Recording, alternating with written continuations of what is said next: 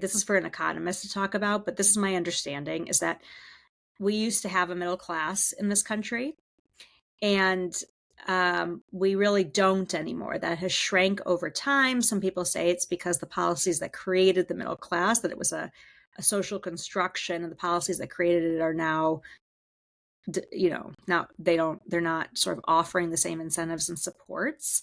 So it was like not real to begin with.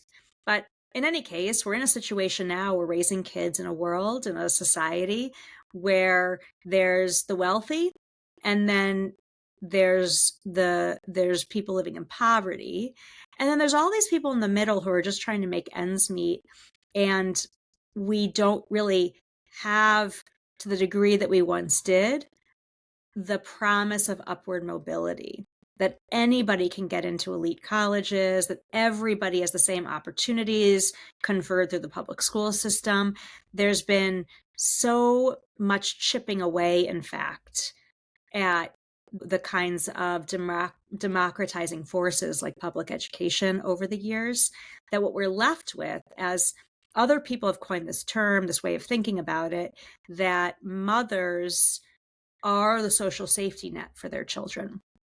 And the degree to which we can be effective, in terms of just like sheer willpower and effort and labor, I think the jury's really still out on that. And I think probably the amount of labor and sort of intensiveness with every decision is not going to make the dent in truly democratizing society for our children. So what that means, what we're left with, is that people who are very wealthy, in order to make up for the gaps in publicly available education and support, are hiring everything private. It's not just private school, it's private tutors, private coaches, private everything, to sort of make up the gap in what they're not receiving through our public infrastructure.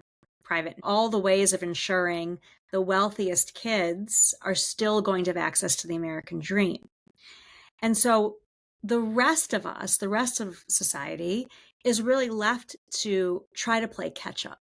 And well, it's a quiet desperation about the reality that exists. That's a really important way to think about it, because it's real. So a lot of what's happening is that in order to try to democratize access and success, there's all this stuff getting kind of stuffed into our children's lives.